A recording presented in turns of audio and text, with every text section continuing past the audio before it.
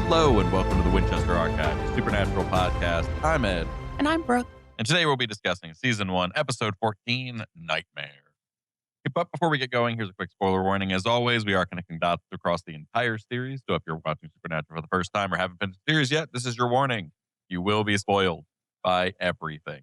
And finally, before we get going, as always, an explicit content warning. We are adults talking about an adult show that deals with dark and sensitive topics, expect adult language, mature discussion, and dark humor. Additionally, we would like to put a trigger warning here for suicide and child abuse, as this episode is heavy. Just like last episode was heavy with racial tensions. This one is very heavy with child abuse undertones, so be Yes. prepared for that. Yes. And even though, our explicit content warning kind of covers this, I just feel like that's important to point out because you might want to just skip it if you don't remember the Yeah, episodes. it's very heavy, very darkly. Like, I felt a lot of things Yes. this episode, which we'll get to. But Yeah. all Um, right, before we do though, Brooke, please let us know about the episode specs and synopsis. Unless you have something else you want to say first. I do. I do. I have something else real quick. Because you know how last week I said that it's rumored Supernatural is moving to Peacock and Amazon Prime Video? Well, then yesterday, on December 6th, 2025, everybody found out that Netflix is acquiring Warner Brothers, which means they're acquiring HBO, they're acquiring the CW, they're like all their IPs, right? But the CW is really all that matters because the Supernatural aired on the CW. So last week when I was like, why aren't they just moving to HBO Max? Like if they're getting taken off of Netflix, that question is still very prominent to me. I still do not understand what's going on. I don't know why Warner Brothers wouldn't re-up their contract with Netflix if they were just buying them anyway. Who knows, man? The inner machinations of big business and monopolizations and stuff is hard to track. It's all kinds of messy and gross. Because Eh, this is just a very quick aside. As a wrestling fan of AEW, AEW is on their TBS is like their partner for their streaming stuff, which is owned by it basically is affected by this merger as well.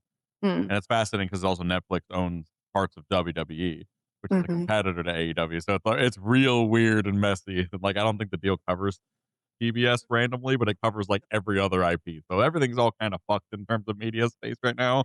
It So is. keep an ear to this. We'll try and keep you updated on where things end up whenever we figure it out too. Yeah, something I found out yesterday is Netflix, first of all, did say they were keeping Warner Brothers movie release schedule. So, like, the Warner Brothers movies are still going to come out 'cause people were kind of panicking that movie theater movies weren't going to come out anymore. And then HBO Max is still going to exist. All their contracts need to end before the acquisition fully takes over. So it's not going to be like a quick overnight change. You're still going to have all of your normal streaming platforms until all the contracts end. And there's also pending lawsuits on whether this merger is even legal because of monopolies. So Well, who knows what'll happen? apparently the drama is Paramount also put in a bid to acquire Warner Brothers and they lost. So now they're suing. I don't know how true that is. I haven't looked into that, but that was something a friend of ours told me.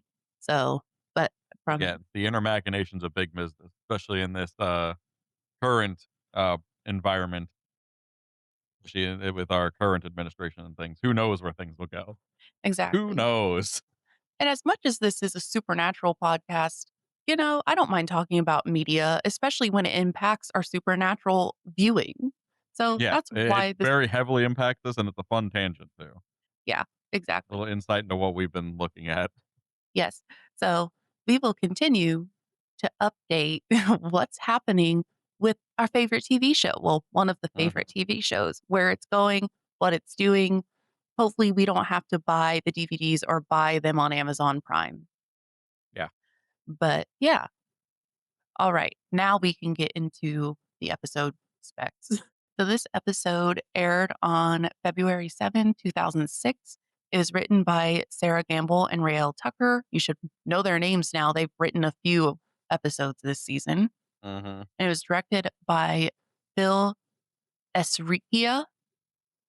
I put out the photonic spelling, The phonetics. The phonetic. phonetics, yeah. I'm dyslexic, guys. I try my best. All right. And you do great. The supporting cast is Brendan Fletcher, who plays Max Miller. So this episode is very Sam has powers focused.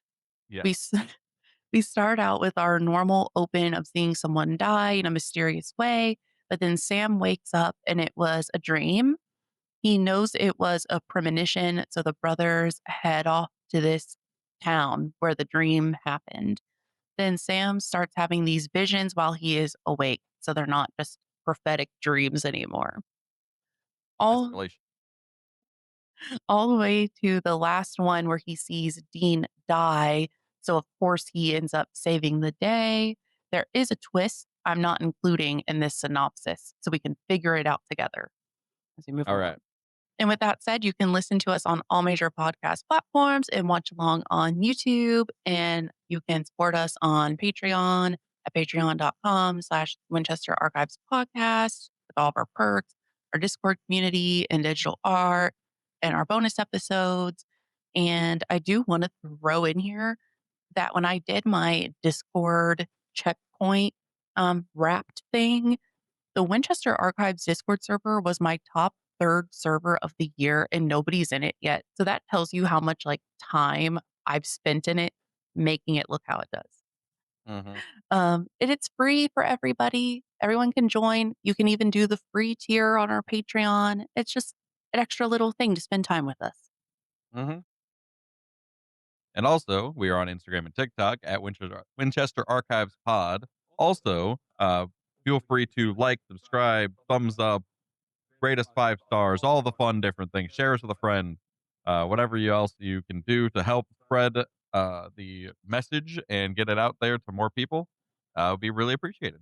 Now, let's go over the episode. So, getting into our episode overview, we see a car pulling into a garage. The camera weirdly zooms in on the license plate and it says Mm-hmm. Michigan MF 6037. And I thought maybe that like meant something, but as we find out, it's just for Sam to find out where the guy lives. Yeah, it's just for Sam to be like, hey, focus on this number so that you know that you went to the right person who died in their garage's house. So the garage door just starts like shutting on its own. And the man is looking at it like, what? Mm-hmm. What's happening? But scarily enough, the second the garage door shuts, his car doors also lock and the car turns on by itself. And Mm-hmm. this is an old car. I need to preface that for like Yeah. what's happening next. The radio is playing out of tune. So then I immediately was like, oh, there's a ghost around. Because that's their Mm-hmm. trope for ghosts. Even after he's able to like remove the keys, the exhaust is still going and the door won't open despite him like kicking it. And he was kicking it Mm-hmm. really hard. Like the door would have Yeah. opened by now. So he sadly dies, except he doesn't yet because Not this quite. was Sam's dream. Hell of a dream. Sam now wakes up Dean is in a rush saying they have to leave like right now. No Mm-hmm. explanations. But Dean is just like driving. Anyway, it's like, where are you headed? Nobody knows.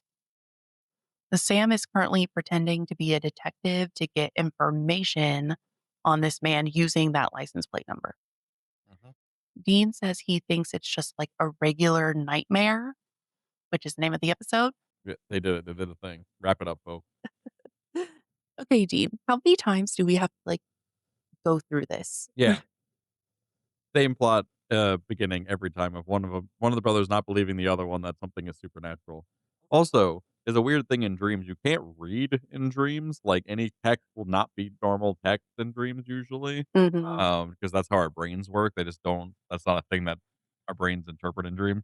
So him being able to see the license plate in the first place is already like a sign that this is probably not a real dream, like something else. Yeah, it's a way to tell if you're like lucid dreaming if you try to like read something. And you can't, then you're like, ah, Mhm. or the text doesn't look like text, then you're like, ah, I'm dreaming. Yeah, or like They say looking at your hands as well, Yeah. because they won't have 5 fingers usually. So weird. It is. But, like, I also mean that, like, Sam has already proven to have prophetic dreams or, like, Mhm. visions, so Yeah. why is Dean still in denial? I think he's just more, like, worried about him because that comes up as a topic of discussion later in the episode too between them. Yeah, that's He's just, like, concerned that this keeps happening, keeps happening more frequently now. true. Dean does think this is strange, though, because it's a random guy, and the last Mhm. time Sam was having these dreams, it was people he knew and had a connection with, like his mom Yeah. and Jess. Yeah. Sam finds out the car belongs to a Jim Miller in Sanaga, Michigan. And Dean is now very concerned for Sam because he like just doesn't understand what is happening. And Mhm. Sam insists he drives faster because they're about like Yep. 2 hours away. Because Dean just knows where every town is off the top of his head in the whole United States. He's just very good at direction. Yes, he is. He's just like, oh, we're like 2 hours away from there without looking at a map or anything. So they pull up to the house, and poor Jim has already died. They're asking a neighbor what happened, and she said it was suicide, and she was surprised because she saw him at St. Augustine's, aka the church, every Mhm. Sunday, and he always seemed so normal, which tells me he wasn't normal at all. Yep. She says they just found him about 2 hours ago, which means he was already dead while they were driving. But Yeah. so Sam like saw his death Or it's basically. like, yeah, or Sam got the message like 10, like, minutes before it happened. Yeah. Is a very quick turnaround. Which we'll see later in the future parts of this episode too, like, where it's like we find out that it's like, "Oh, no, it's, like, right." Like, we learn about it 5 minutes beforehand. Seconds, Yeah. usually. It's very fast. Sam is now realizing he, like, watched it happen as well, but he's very confused as to why he even saw it in the first place, if he Yeah, couldn't real stop it, bizarre. which is, like, totally fair. I say this is enough for a mental break. I would Y I would y have a breakdown. yeah, Dean is super worried about Sam right now, though, and he's just like, "We need to sleep, and we'll talk to the family in the morning." Sam says they won't talk to them, and Dean says he knows who they will talk to, though.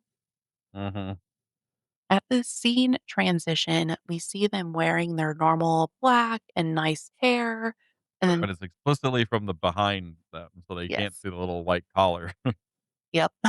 Sam says this is a whole new low for us, so it's not them being cops. The family opens the door, and the brothers here are impersonating junior priests at the church they go to. Yeah, which I agree is a new low for them. The one thing to impersonate a cop, but to, like, prey on people's, like, religion like that's kinda rough, especially when their dad just died. Yeah. But, hey, they're good at their jobs. So Jim's brother answers the door and lets them in, but doesn't care that they are there. He's actually pretty mad. He's like, "Don't talk to me. My brother just died." But like, Yeah, don't come talk to me in. about your religion. Yeah. Jim's wife, Alice, is happy that they are there and getting support from the church. And Mhm. she never verified with the church. She's just like, cool, you're here, you're from my church. Thank you. Yeah. She says Jim wasn't depressed and they were all very happy. She says that she didn't find him, their son Max did. And then the camera just pans over to this guy sitting in the corner behind a door. He's not even sitting by a window. He's literally like a door is open and he is sitting in the corner behind an open door. It's like it's very weird. It's a weird spot. Yeah, it's a weird spot to have a chair in general, It but, is. I mean, it was convenient for the shot, I guess. Yeah. Because Sam goes over to talk to him, and Dean is asking Alice about their home. And he asks her if there's been anything weird in the house and describes a few things like, maybe there's weird leaks or odd noises, house settling, etc. And she hesitates for a moment. And then she says, no, everything is perfect, Mhm. which Dean doesn't believe, and neither do I. Yeah, I mean, it would make sense, like, if none of that stuff was happening, though. But I also like that, this is just a random kind of a side back to the first scene too. I like that they made it seem like it was a ghost. Yes. It was a very good twist on, like, what's actually happening, like, later on, Mhm. because you're set up to believe that, "Hey, this is a haunting, this is a demon, this is something supernatural," in that Yeah, sense. which is why I included, like, the radio going out of tune and, like, Yeah, stuff because that's their ghost trope, so, yes, yeah. it was set up very well. So now we see Sam having a heartfelt conversation with Max, and Dean is snooping around the house As he does. as his favorite thing to do. He's using a new piece of equipment we've never seen before, and it's a camera, and it has green laser light pointing out at the end of it, making like an X. And he didn't find anything with it. And I was like, I didn't expect you to anyway, because what the hell is that? Yeah, when he pulls up this, like, massive wires connected to a screen with 2 green lasers shooting out the front, I'm like, "This is the most absurd thing I've ever seen." But as I looked into it more, this is apparently very similar to like, obviously, it's, like, overdone because it's him making a homemade one, Mm, kinda like his homemade other thing he made, the EMF detector, I think it was. yes. Um But some infrared, thermal scanners or thermal temperature like, thermometers actually use lasers to help with accuracy when targeting things. Hmm. So, it's just like, this is just a janky version of an actual thing that could be that is a thing. Because he was scanning for different temperature fluctuations. So he was Okay. literally using a thermometer on the screen to, like, see if there's any cold spots, and there wasn't. But Okay. the 2 lasers coming off the end, I'm like, "What kinda spy movie ass thing is this?" But it's actually just a janky version of a thing that actually kind of exists. I was like, when he said it was an infrared thermal scanner, I was like, not any I've seen. Yeah, like, those are, like, they're, like, little handheld ones with little, like, screens too. But, like, they apparently sometimes use lasers like but not, like, 2 lasers, like, fucking Matrix style lasers that were going on there, but, like, yeah, it's actually kind of a thing, and I was like, "Wow, alright." And like I'm pleasantly surprised by this. and it makes a lot of sense that it would be like his homemade version because that's what he does. Yeah, he's a thinker. Yeah. Or he tries to be. Yeah. I mean, they work. Mhm.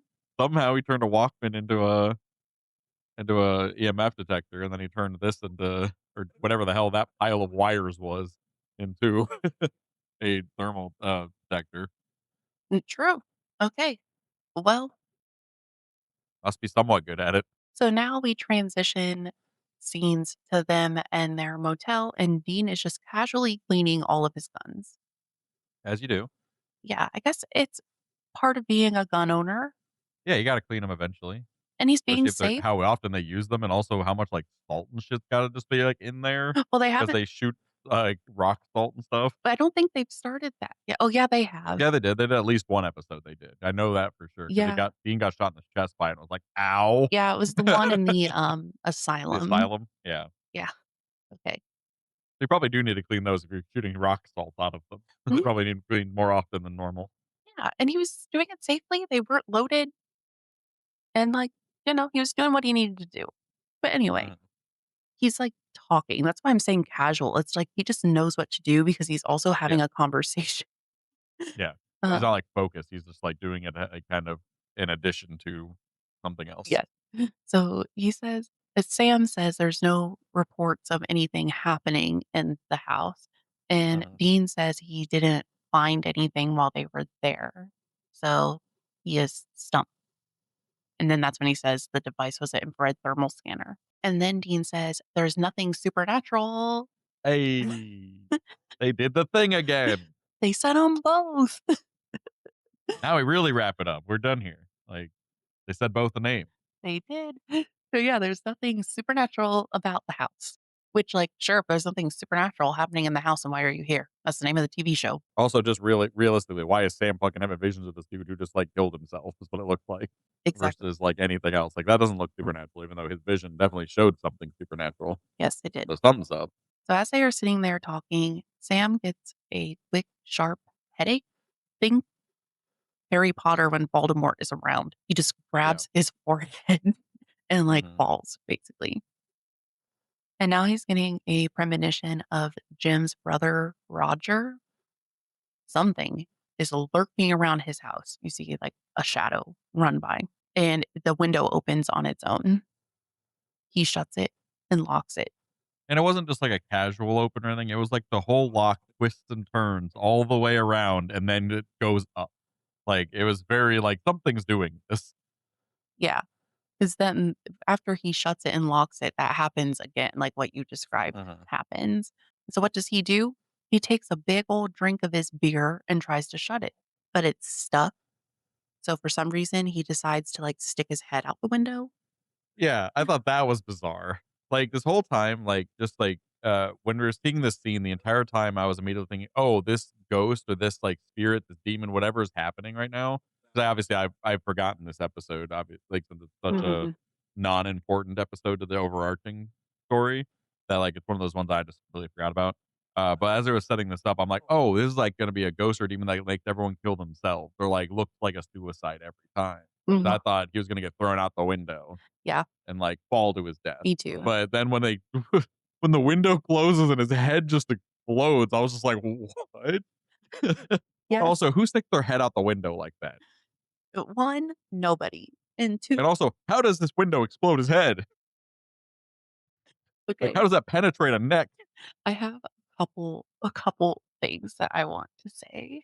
So, one, when this scene happened in real life, I gasped out loud because I was expecting him exactly like you said to fall out the window. And then when Uh-huh. he turned to his back to look up, I was like, that's not going to happen. It's not going to happen. That can't happen. And then it did happen. Yeah. And then I was like, oh my God, what's going to happen? Like, Yeah. because obviously now something killed him, like, this isn't a suicide. Yeah, it's not even remotely, like, painted as a suicide either because, like, either it's a freak accident or something else happened, but also this is a wooden door or wooden No. window. This is not a thing that can decapitate someone. Well, and when I was thinking about this, I was like, "Okay, think 1500s, 1600s, capital punishment. They used swords and guillotines, and Mhm. neither of those And those things are sharpened blades. sharpened blades that never worked. They never worked the first time. They had to do it multiple times despite You had to what our hack at it. despite what our media tells you, because you have to be a certain strength and the blade has to be wide and sharp. It's like it's known And through it's gotta break a spine, which, like, that's yeah. like, it protects the most important parts of our body, which, like so, like, it is not meant to be damaged No. or easily damaged anyway. So, like, you either have to line it up perfectly to a cut between 2 vertebrae, or it, like, you have to do it multiple times. There's no way this wooden window, I don't care how, like, strong, uh, anything is, this it's not cutting someone's head off. Exactly. Because I was just going to throw in, like, even if you look at, like, historical text of the guillotine, it never worked the first time. Well, like, it very seldomly worked the Yeah, first time. It usually, at best, made them paralyzed, and then they had to do it again. So it's just like yeah. a wooden window, no matter how fast it goes down, is not gonna do that. It's gonna If it hit his head, I could see the head popping, sure, right? Like, that you Mhm. can see, but hitting the neck and cutting the head off is not a thing that Well, can happen. and, like, the window wouldn't even have had enough momentum. Like, No. it would have sucked a lot, It would have, like, bruised like, probably crushed your throat. but you would have been able to get it back up and, like, get back inside, and then you would have been like, "Well, that sucks a lot." Yeah. At the very maximum, what this could do is you slam it down in his throat and you make it stuck there and he suffocates to death. That's it. Yes. That's the worst that could happen, not the head exploding, blood everywhere that happens. That's the part. That's the part. 'Cause, like, if he also would have just suffocated slowly to death, it could have been under freak accident thing. Yeah. But So that's why I was just like, this is, like, very blatantly obvious something weird is happening because his head just fucking explodes off yeah, from a wooden window. so that was silly. It kind of as much as I say it takes me out of the immersion of the show because this is a supernatural show, so it's fantasy, so it, like, doesn't really Yeah. matter, but it did kind of take me out of the immersion because It did for me too, I because that was, like, not remotely realistic. I paused it. I had my gasp, I had to slow my heart rate down, and then I went over to your desk and talked to you, and I was like, "I'm not gonna tell you what it is," but, like, something happens that's not like even realistic at all. Yeah. Because I like to think this show is like an alternate universe to ours. Yeah. Like, Where like that's one thing that I give this show a lot of credit for. It grounds a lot of its supernatural in like real life too. Like it does ground itself quite well. For the most part. Like, even, like, with, like, the rock doll, like, all, like, the different, like, stuff they're using, like, to fight these demons and ghosts and spirits and curses and all these things, like, they're rooted in, like, folklore. They're rooted in something that grounds them in reality, right? mhm, So, like, something like this where it's, like, clearly just, like, absurdly not able to happen regardless of supernatural abilities, like, that it is breaking too. 'Cause I sat there for, like, a good, like, 10 minutes, like, trying to figure that out. I'm like, "That's so confusing how his head got cut off." mhm. Like, I was trying to figure it out, and then I was watching, I'm just like, "No, it's literally a wooden window. This shit ain't doing that." Even a metal window wouldn't do that. It would just, like it might, like, pierce, but it's Mhm. not decapitating you. Yeah, exactly. And then I also was thinking, like, especially when we find out the twist that we haven't gotten to yet, I was like, why wouldn't they want to pose it as a suicide? Like, Yeah, why would you wanna make it so blatantly like a murder? yeah, agreed. So, Especially when the first one was very, very strongly set up as that. mhm. Yes, I agree. Anyway, we'll get into this more because I have more to say about it, but we'll get more when we actually get to the reveals of things. I know, it was a bad death scene. It was cool, but it was bad for the show. Yeah, it was, like, very like I said, very shocking and very like, "Oh god." Mhm. Okay. But it's like, yeah, it doesn't make any logical sense, so it kinda takes you out of it a second. Yeah, exactly. So Dean is now asking Sam if he's okay. But since he can't be emotional at all, he changes it quickly to looking out for his car in case Sam is going to be sick. Because they're like in Yeah. the car driving. And he's like, don't throw up on my upholstery. Although what is weird is Sam says he's okay. And then immediately after, he says he's scared of what's happening to him. So because mostly now it's happening while he's awake and not just asleep. But I'm like, you're not okay. Don't say like, yeah, I'm fine. But actually, I'm really scared about what's happening to me. Yeah, I think it is just them being, very hesitant to be anything other than okay Yes, and it wanting to is. admit that. So they're like, "I'm okay, but also I'm horribly terrified, Yeah, it's like that's but just I'm okay." they weren't really raised to show emotion, Yeah, toxic masculinity, and all this stuff. Sam says to Dean, "Tell me the truth that this doesn't freak you out." And then the camera slowly pans over to Dean's face. And then he says, "This doesn't freak me out," while blankly staring at the road. yeah. So, like, we know it's a lie. And that's like a thing I'm gonna commend the actors for as well for on this because they are very good at showing emotion with their eyes and with their face. They're micro expressions. They're Yeah, they very are good. very good at it, and it makes me every time, like, Dean, is hurting, Mhm. you can feel the hurt in his heart, through Mhm. the expressions that, they use, so Yeah, they do. He stares. He just stares. So they call out to Roger. They see him on the road and they call out to him and he says to leave him alone because he doesn't want Grease to talk to him. yeah. So now they're trying to get up to the apartment, save him from his death. And they're running up so many stairs, all of the fire escape stairs, but they don't get there in time and they see the window with all the blood. I thought this was really weird. Dean hands Sam a bandana to wipe down the stair railing. And I say that is really weird because if somebody's coming in to take DNA or fingerprints, I doubt they're going to check the fire escape because so many people touch that. They would never get a clear fingerprint off of a fire escape uh, railing. They might check it though because, like, his head like, the death was from outside technically, or it could have been inside, but, like, more than likely someone was if someone was slammed that window on his head and it did do the thing it did in the show, it probably was from outside because you're probably not gonna be able to do that from the inside because their body's there, right? Yeah, but So, like, it would make sense to me like, it made sense to me that they would try to, like, at least wipe them down, but you're right, there's probably so many fingerprints on that or smudges or whatever, but and then and also the bandana Dean pulls out is from inside his jacket, and then he touches it with his hands, and it's just like that's not sterile. yeah. It already has all of your stuff all over it anyway. It's just that's not gonna work. But nonetheless, they do it. Sam starts wiping it down, and then Dean uses his bandana to open up the window to go inside with all the blood. Yeah. So, like, I mean, they'd have no issues with going into crime. then we see a scene transition, showing Dean saying nothing was in the apartment. So we didn't get to follow them in there, but we can assume he used his infrared thermal camera in there. They're now thinking the Miller family has a curse, like some Fair. kind of deal gone wrong. And now this entity is getting its revenge by killing specifically the men in the family. And Sam says, like, their families have a lot in common because they're both cursed. And Uh, Dean says their family isn't cursed, they just have dark spots. yeah. Okay. Okay, Mr. Deflection, what are you Yeah. doing? Trying to protect his dad again, as always. Mhm.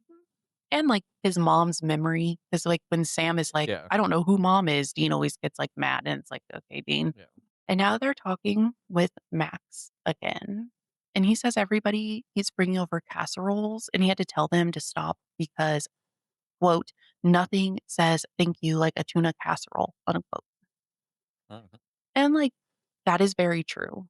However, me being me and adding in, like, this kind of historical context that you don't usually do, but you can add more to it, is I just want to say the idea of bringing food to a grieving person isn't really about saying sorry. It's providing comfort and showing support in your community because, like, when you give somebody food, it's telling them, worry about other things. Don't worry about making your meal. Like, Yeah. I got you covered. So they don't have to go grocery shopping. They don't have to cook. They don't have to clean that kind of stuff. And I looked this up and it actually goes back to ancient Egyptians and Romans. But even in like modern times, every culture has their own funeral food traditions.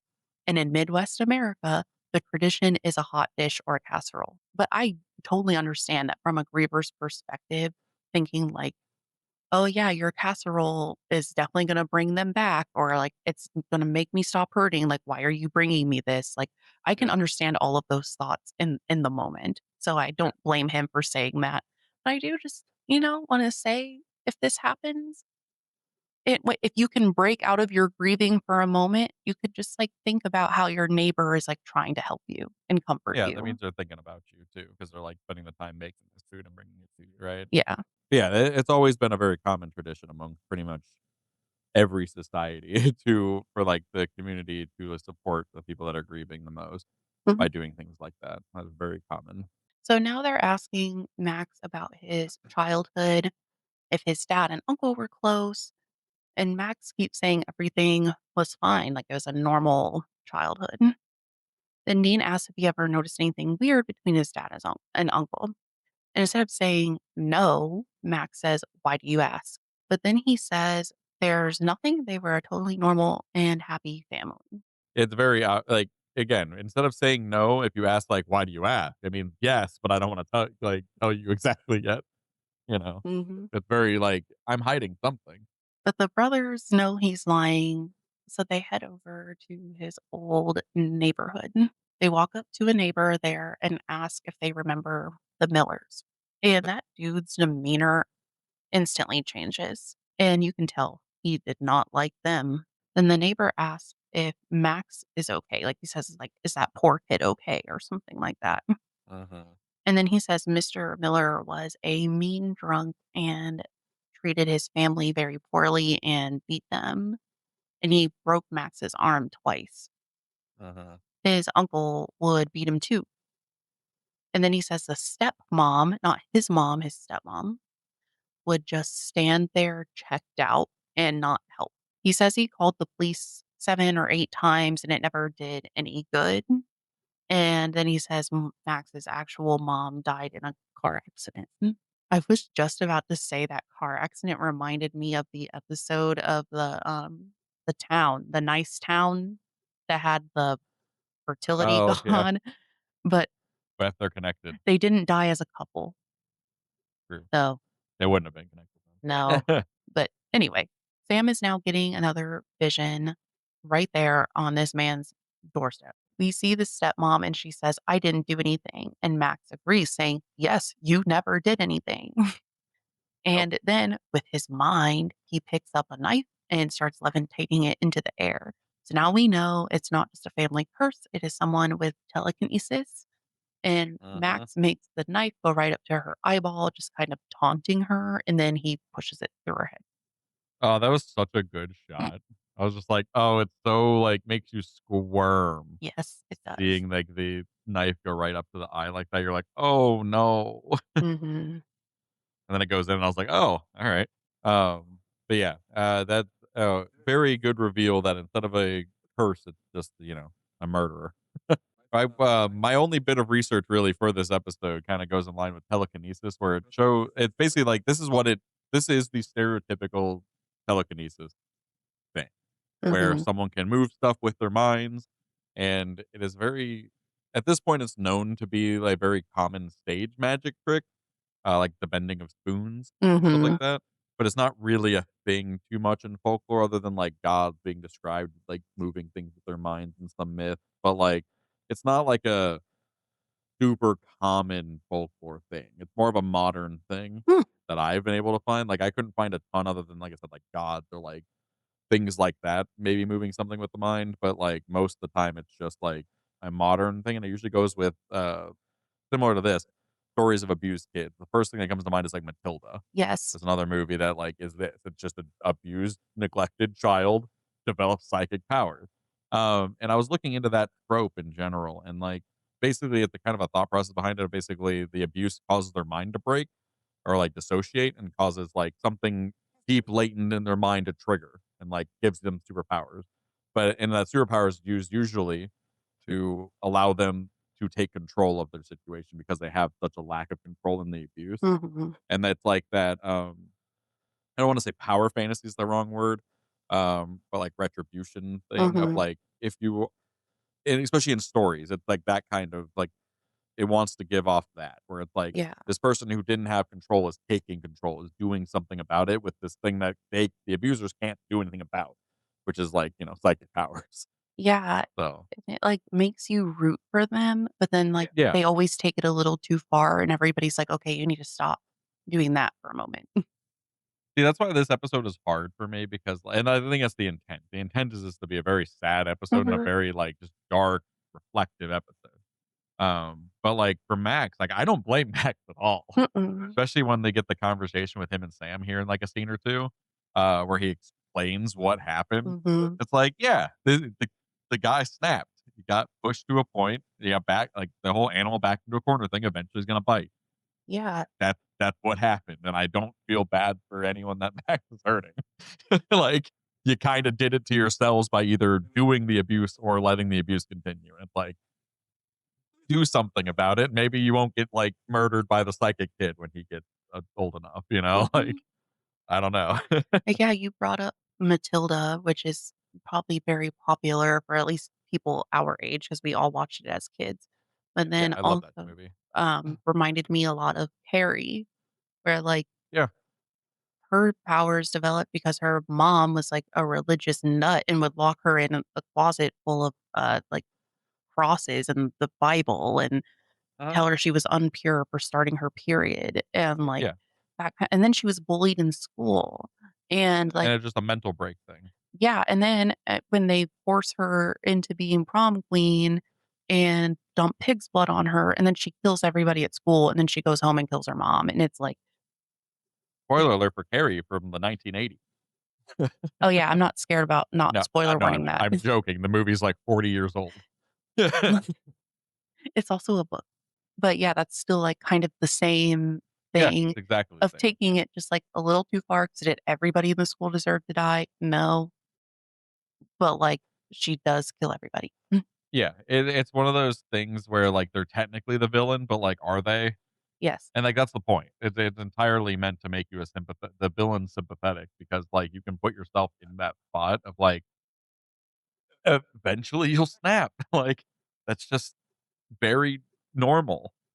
Fun fact, this is such a sidebar, okay, but in Disney's Frozen, this is what the original outline was for Elsa, to be one of these, like, villain, not villains, and whoever exec Disney decided that was not good, so they had to, like, change it to make her, like, not this, like, shades of gray villain. They wanted her to be clearly a protagonist, and I Mhm. feel like her being, like, villain-esque would have been much better.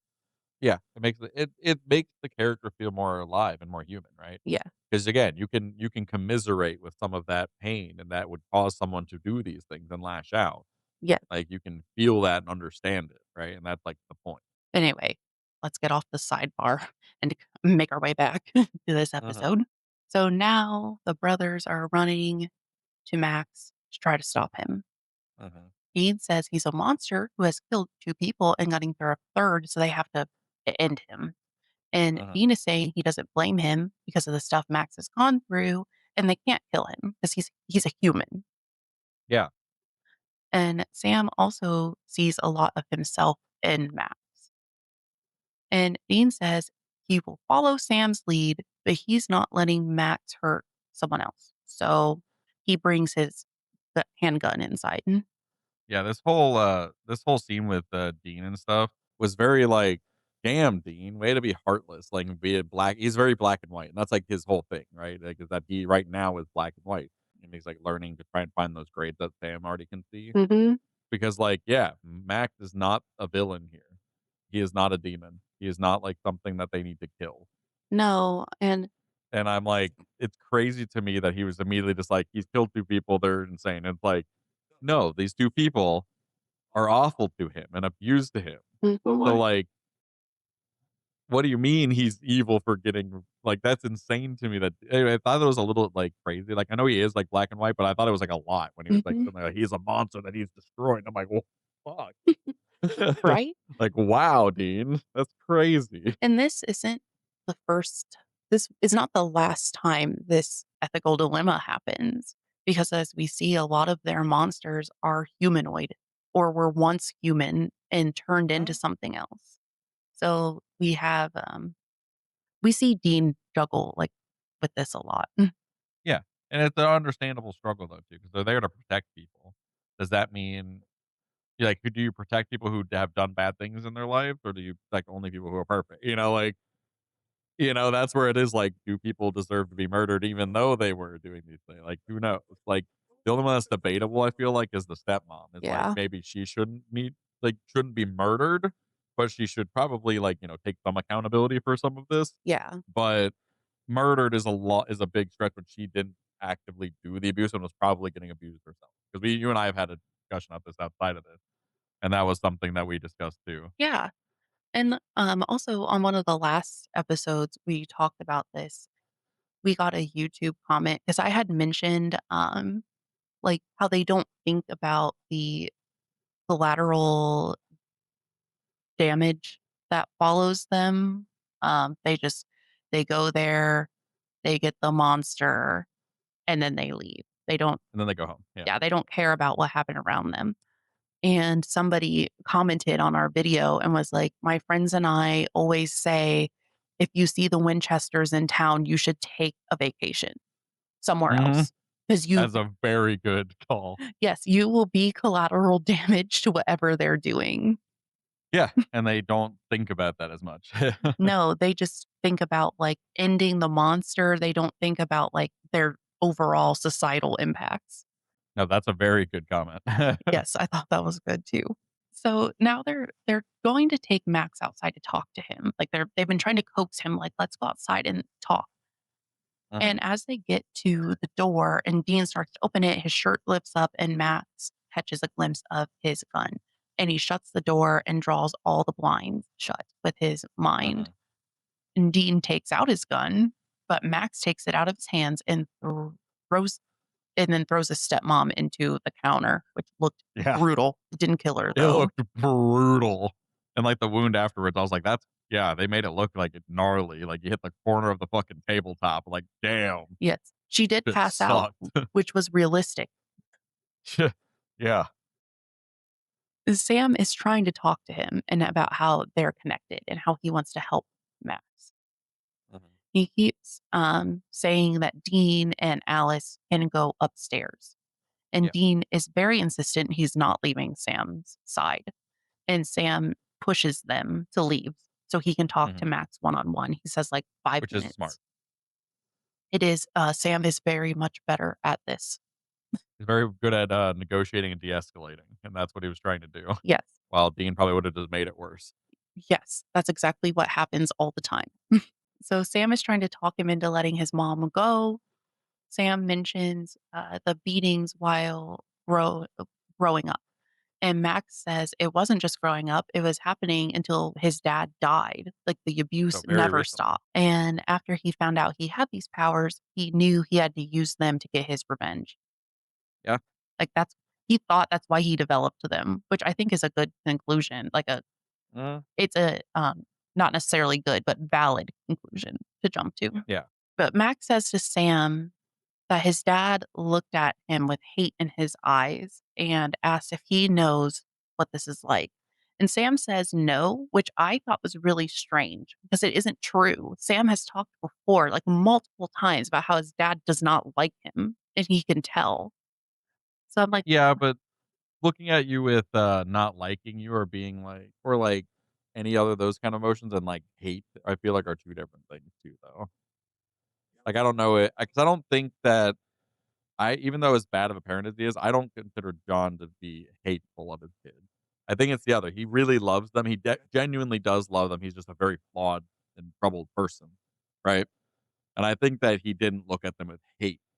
He might have looked at them with like disappointment or like sadness or all these other mm, emotions. But hate, I don't think was there. I feel like Sam would have said he understands a little bit. Like, I don't think it's in his character to just say no because he's also like trying to relate to Max to de escalate. Yeah, that's fair. So, it's also was weird for me for him to just be like, "No, I don't get that at all." It's like, "Oh, okay, Sam." That doesn't help the person's mental state. I mean, it might because he's also just like it is an understanding thing of like I don't know how that feels. So like make Mhm. like trying to like humanize you more, being like, well, maybe that would make Yeah, that you would feel these things. I don't know. that's true. But now Max says he is also blamed for his mom's death because she died in his nursery while he was in the crib. It wasn't a car accident. So now Dun dun Sam dun. yeah. So now Sam is starting to understand their connection. She died in a fire, and his dad says she was pinned to the ceiling. So Max is like, "My dad was crazy." But Sam is like, "No, this is all true." And he's like, "Did your ability start 6 to 7 months ago?" And, like, Max says, "Yes," but I'm saying this isn't necessarily true to the timeline, as in earlier episodes, like in Bloody Mary, Sam says Uh-huh. he had visions of Jess's death for months before it happened. So it's probably been closer to a year, and we're about 7 months from the pilot right now. Yeah, So makes sense. their abilities did not start at the same time. Been around at the same time. Okay, yeah, it's, like, I guess close enough, but I I immediately get your clocked point though, that, for sure. though. No, for sure. Timeline wise, it doesn't really add up, right? Sam says he thinks they've been chosen for something, but he doesn't know what. But they've just been chosen, and you get chosen by your mom being killed in fire and your girlfriend. Yes. He says they're looking for the killer, but but Max needs to let them go outside of the house along with his stepmom. And Max says no because he still has nightmares about how he was treated as a kid. And Sam is telling him, like, "This won't make your nightmares go away." Yeah. And, and then he tells Max he doesn't have to be alone. Like, he's kind of setting it up, like saying Max can go with them. Yeah. They work together. Go find their mom's killers. Yeah, with their supernatural powers. But now Max locks Sam in a closet and, like, moves a cabinet in front of it. Yeah, basically block them in. Yeah. And he heads upstairs to find Dean and Alice. He flings Dean across the room and then holds up Dean's gun to Alice. And then Dean steps in the way and says, "If you want to kill her, you'll have to go through me first." And then Max just says, "Okay," and then shoots Dean right in the head. And not gonna lie, when that first happened, it kinda shocked me, but then I'm like, "Oh, this is a dream." Immediately, I changed like, "There's no way," because, like, I know he doesn't die here. Yeah. So I was just like, "Wait a second." Yeah. And I was like, "Oh, yeah, bef- okay." And like the second before we find out this was a premonition, I was like, how does Sam get him back to life this time? Yeah, because that was like a clean shot to the forehead. But it made Sam so anxious. He was able to move the cupboard out of the way with his mind. Mhm. It was just like a force of like power. Yes. And Sam gets up to the room just in time to save Dean. Sam says what he's doing isn't going to change anything. And Max says, "You're right." And then he shoots himself in the head. Yeah, it was brutal, man. You It broke my heart, man, 'cause I knew it was gonna happen. Mhm. Like, when the gun was just floating in the middle and, like, Sam was like, "You know this isn't gonna do it," like, I was just like, "Oh, no, I know exactly what's gonna happen." Yeah, I do want to say, like, they set up this scene very well that if you did not want to watch it, you could easily skip past it because you have plenty of, Did they even context show the clues. actual shot on screen? I don't think they did. I think they, like, kinda, like, shot a different angle, and then there's just, like, a collapse noise.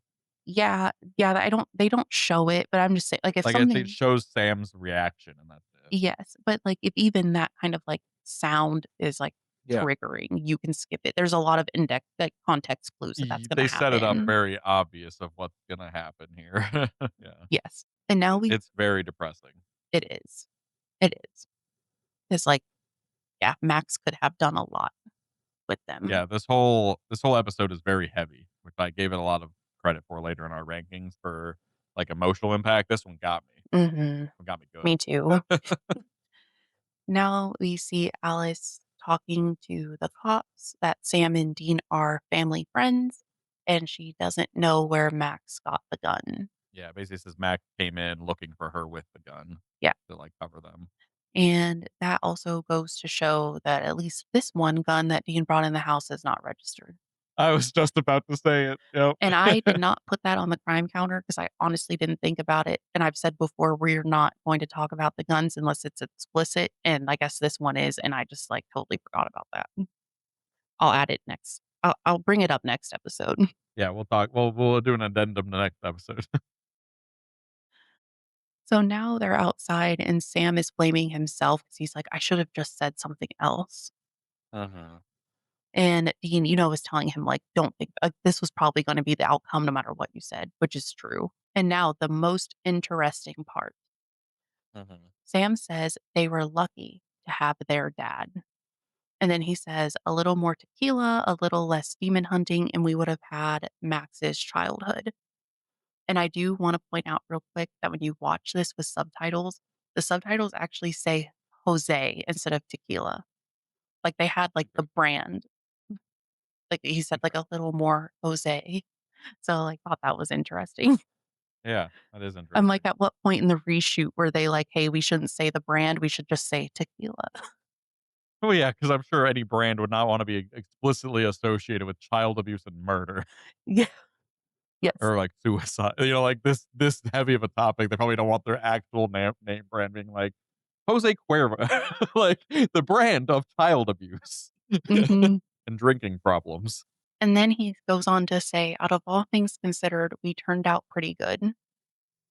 And Dean just kind of stares out into the distance like he does. And then he just says, all things considered, and then gets into the car without saying Yeah. anything else. And this also struck me as odd because he's always the one to like gas John up to be Uh-huh. like, yeah, he was great, the best dad on the whole planet. And at this point, when Sam is trying to praise him, Dean is like, eh, no, Yeah. I guess I'll agree with you. Yeah, I think it's just, it's Dean's complicated relationship with his dad Mhm, of being like, he knows that Sam is right on a lot of things, but he's mhm, trying to hold that idolized version of his dad in his head. But mhm, then, like, when stuff like this, where it's, like, real, like, how close they were to, like, this, it's just like, "Dang, maybe he mhm. wasn't that great." Like, and that's Dean grappling with it, I think. It is. And, like, at this part in my notes, I'm not gonna read it, out, word for word unless we want to discuss it. Because I had a whole thing kind of written about how it's never really explicitly shown that John physically abused them. Um, but then like I got kind of thinking about it and I was like, whether he did or not, it truly doesn't matter because he did abuse them in other ways.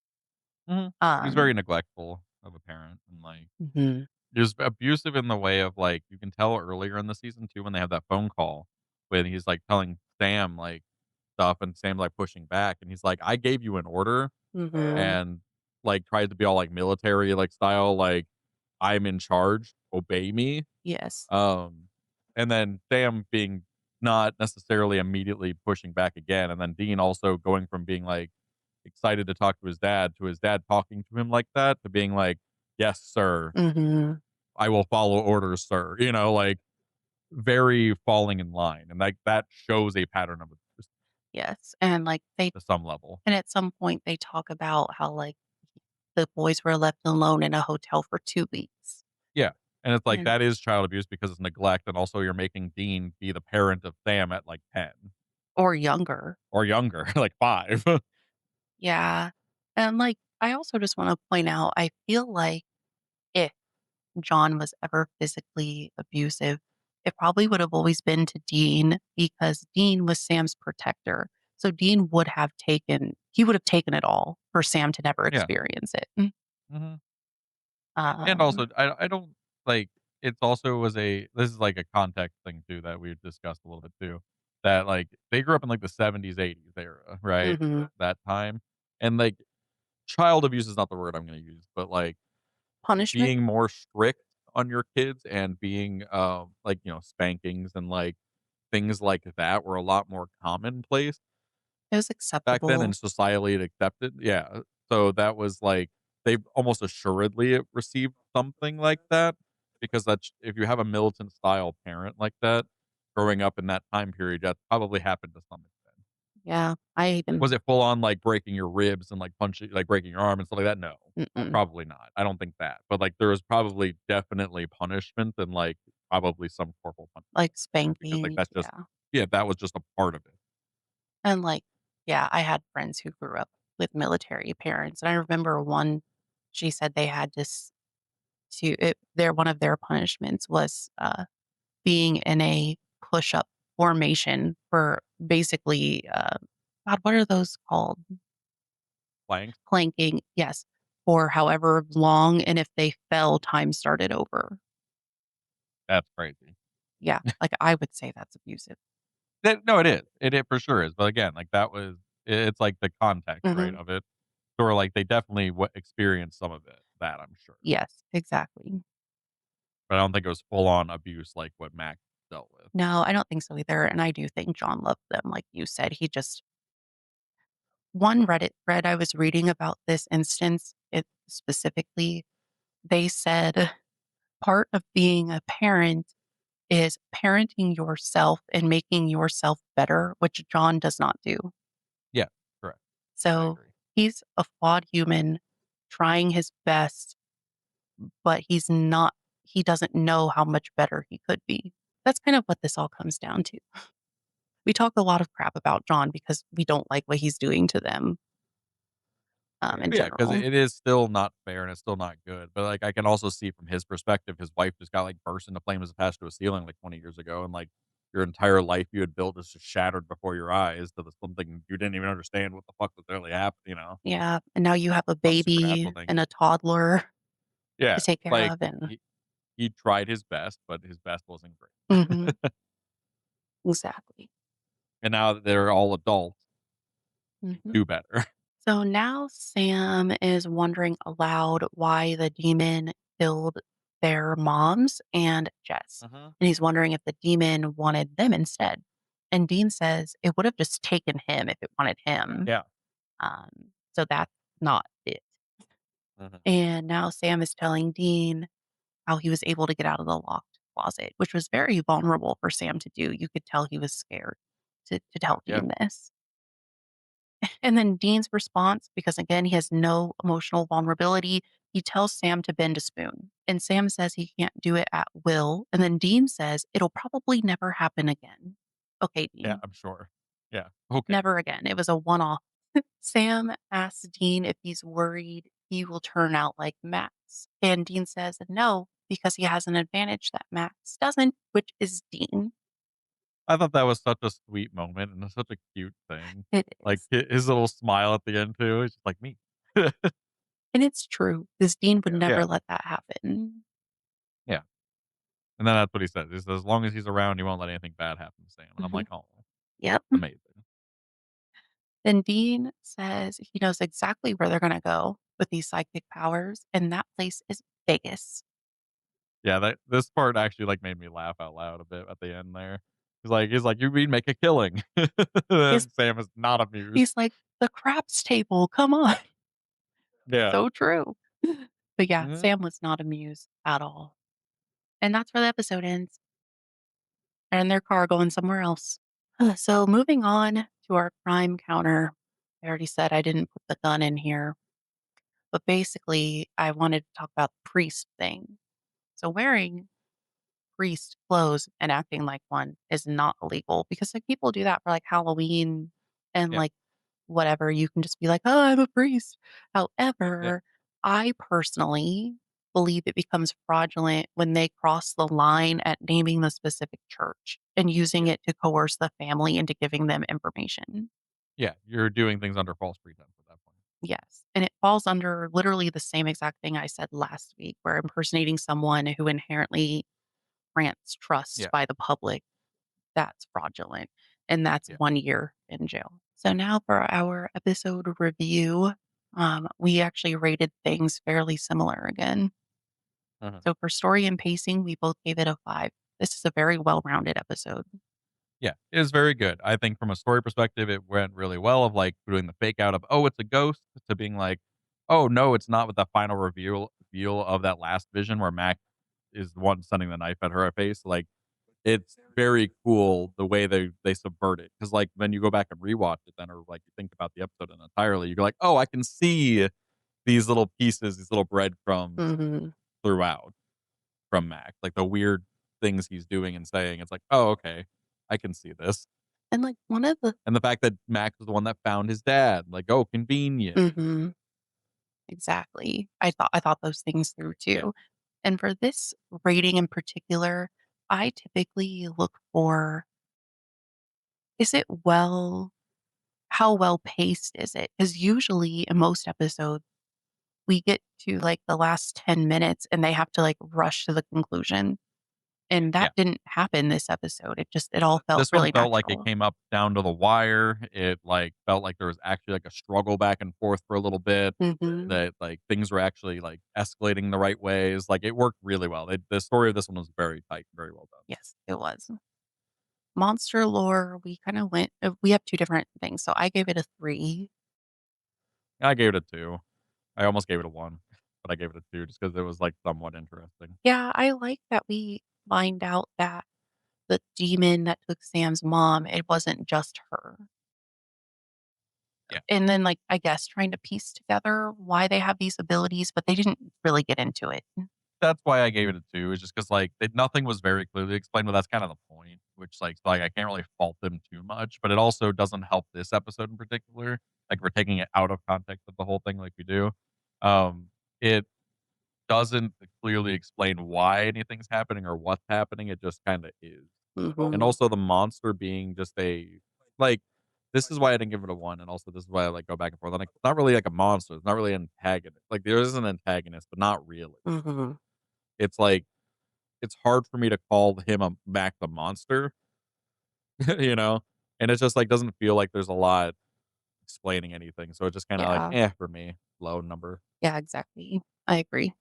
For character development, we both gave it a 5. I feel like we kinda talked about this in length during our episode review. Yeah, that's what this episode's about. This episode's about understanding more of Sam's relationship and their parents and both their relationships to their parents, and Mhm. how easily it could have been this situation for them, Yeah. which I think is really cool because it helps show that relationship, and then also it shows Like the very ending scene too shows them bonding over it too, Hmm. and starting to like agree with each other more and understand where each other's coming from more. And it's good, good, good, good. Visuals and direction, we both gave it a 4. Uh-huh. Um, yeah, I thought it was pretty fine. Like, it was good. It wasn't exceptional, but it was good. Yeah, I thought it was solid. I liked a lot of the premonition scenes. I thought were really cool. The fake out with Dean's death was really cool. The effect of, like, the knife going right up to her eye before, like, that scene was also really cool. Mhm. Um, I did mark it down a point because the gun in the end scenes looked so CGI, it's crazy. I But I tried it wasn't the worst I've seen, but it was very clearly not real. I guess I didn't look up their practical effects versus Or if it computer was effects. practical, they did some kinda editing that made it look not practical, like, to me. Like, Yeah. it just didn't look real, the gun. But, like, it's fine. Like, it didn't bother me too much, but I did, like, kinda clock that as, "Oh, that looks a little weird." Mhm. So I was just like, "Alright, I'll bump it down a point." Yeah, I get that for sure. Alright, for emotional impact, I gave it a 4. I gave it a 5. Yeah, this one was very emotional. Yeah, this one breaks my heart. It was very it tugged on all the heartstrings of just, like, feeling so much sadness for Mac and even for Sam and Dean. Mhm. Like, you just feel sad, and it's just like, ugh. Yeah, exactly. Rewatchability, we both gave it a 3. As good as it is, this just isn't a top rewatchable one. It's not. It's one of those things where it's not, like, exciting, it's just sad. Yes. So, if you really wanna watch something sad, then, like, this is a good episode for just, like, feeling that, Mhm. but, like, it's not something I would voluntarily want to rewatch because it just breaks my heart too much, so I'm just like, I don't know if I'd recommend rewatching it, but, like, it's fine. Yeah. If you did w find it on TV, it's, like, not a bad episode to watch, but For Salt and Sass, we both gave it a 3, and I'm sitting here thinking about it, like, there really wasn't any, so I don't know why we both gave it a 3. It probably could have been lower, but I think 3 is just, like, middle ground, like, it was yeah, okay. I think the reason I gave it a 3 was because there was some banter from Dean, especially at the end, like, again, it Mhm. got me really well, like, I thought those were fun ways to, like, make it lighter, and there were some random things like that all the time throughout there, just of, like, random quips from Dean that made the situation lighter, but it wasn't, like, a ton, so, yeah, maybe it go down to a 2 in retrospect, but, like, a 3, I think it's just, like, average, like, it was fine. Yeah, exactly. So our both of us have the same average score, which means our combined score is the same, which is Yeah. 3.86 out of 5. And let us know what you think. If you guys disagree or agree with us on any of these ratings, let us know in the comments. Send us a message. Let us know what you thought, what your rankings would be. Alrighty then, friends. So that brings us to the end of season 1, episode 14, Nightmare. Thank you for joining us this week as we explored Sam's visions and found more people like him. Next week, we will be witnessing a mysterious vanishing person. So whenever you're ready, be in the archive. Goodbye. Bye.